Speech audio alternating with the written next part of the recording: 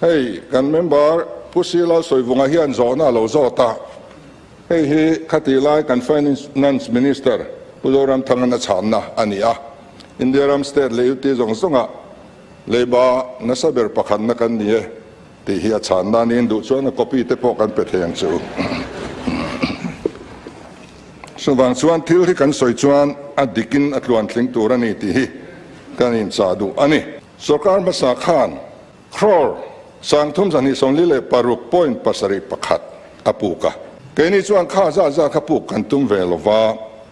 kan puk tum hi crore sang kha zakwa som ko pani point bial pathum ani sorni kum lama poisa an puk ai khan crore sang kha jani songa pali point paruk pariatin keni chuan puk tlem kan tumani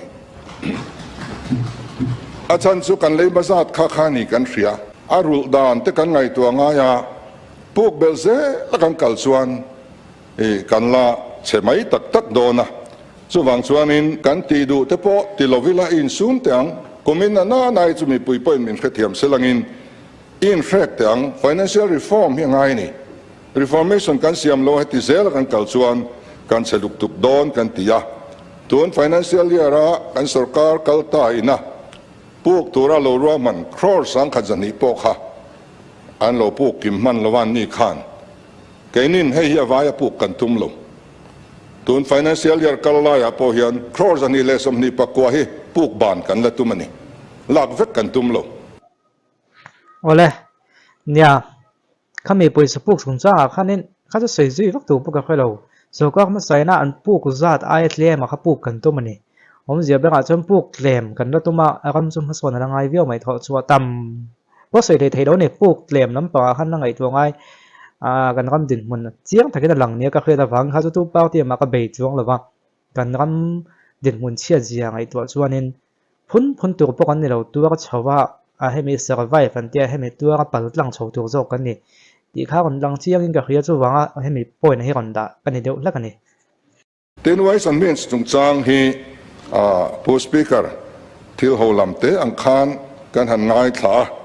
en china khan kan senior member te tangin ways and means it is serious takani kan state in asum kan nei zong kan man zo vek to nuwa puk tur zong kan puk zo vek nuwa wa puk le na kha ways and means advance chun tani so wang chuan thu top ania mangan top thilaman tur ania chumi atan chuan kan sarkar masa khan crore sang khat an lo dani mani budget omsa po mangzo vek nuwa crore sang khat puk tum sa khan bul min tran saka a khisel lo ni khang khachu chu wang chuan kai ni chuan ni love ways and means advance hian a lo tul ve ta hlavin tlem te chu in da veng miang tin noi thume mi kan da ve kha chu te chu kan da ti ve ngai lo tur kal from kan tuma chu ways and means a kan local rate to avanga voina kan la rul char hi au ma kan la rul char en tu hian kan sarkar tir khan pu speaker nikwa overdraft in kan nomani kan chuak lowang te kan lau em tu na hian WMA sarkar masa atlanga an lo lak to rule hianin ni tin hianin kan hun hi kan lamanga ni tin hian report laya kan donga engza ngai rul bang kan la nei ti kan en siani chu kan din mun ania chu wang chuan kha cheng crore sang khat lo da po kha budget ti ngai ani lova thil kal phung po ni ngai lova mi en an ti ngai bok lova ni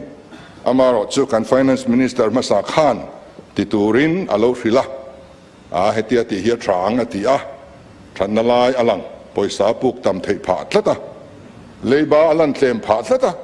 khamilan moi du na nibok nen khan an lo da tiang hi kaini chuan tiang powder hi kan du velova kan pai ani aniang angalan kan du ani ti chuan ways and means advance hi kan lo lak chuan thathum kan lak chuan repo rate in interest kan choya thathum chunga kan rul thailo chuan repo rate plus 1% ania chuan ni sa chunga atlin chuan repo rate plus 2% ania นี่จะช่วงปัวกันละรูมันโลชวนrepo rate plus 5%อันนี้นี่ขดา interest ดึงมาปัวอัตุรูลตุจุดชวนข้าปัวข้ากันรูเลยให้เราชวน overdraft กันลุตตานี่ overdraft นี่ชวนกัน treasury ยังขารังปอยสากันละสวกให้เราฟังสุดที่ยังดินมุนาที่ชวนดิ้งไทยทั่วคันกันอมาอามารอจูดิ้งลวินเฮลมาบิลเตกันอินเฟรกาที่คันโลเตกันอินเปลวาตัวนี้กันโลเทงะขัดยังคันยาวางินไว้สันมีนสีอินงานานมันโลตุมินไทยโตกันนันชัว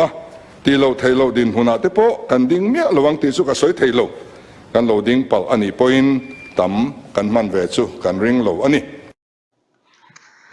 point of clarification pu robata na konti mo ko tia pu robata topic dewania wes mbinsi pu robata ka jon kan pu ka kan rul zela lom kan rul zela lom kan rul lai khin sui lang lawa konti de pong zela ma ko chu pu do kon sui kal ma ka jon rul zel an ni ngot lo de ni na lang kha tu leng kan la rul ti te polo ma a jong kan ver khwe lawa ama ko chu wes mbins ti kha pu do hen huat na chan a kon sui chwe chiang via ba pu samhan tu kan ro man to zongมันสกัดนัวปูกเบลเลตัวขันยาจู่ไวเบลจะสาเทียมีไวเบลจะสังขัดโคกสังขัดติเก็บก็เอ็นเล็ดหลงแมงหุ่นเห็กไม่อันนี้จนหน่วยทุ่มค่ะอันดับติตาอันตำเลยเว็บบกครบมาอ่ะจู่วันส่วนนึงขลายเตะค่ะจู่เนี่ยโคกสังขัดตรงอ่ะ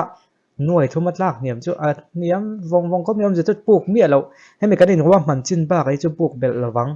ตีครับอันนี้ทราบเบลจุนี่มาเดี๋ยวจู finance ministerท่าเราก้าวที่พลมาหน้าไอ้ทราบส่วนรู้ตุกเขาจะเป็นฝูดอนหรอว่า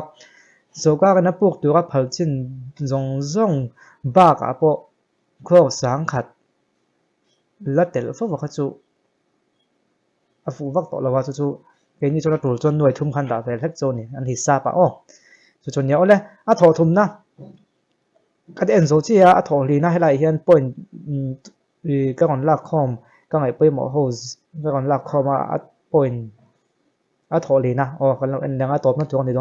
ตอบมาตัวนี้ตอบบอกของอ๋อ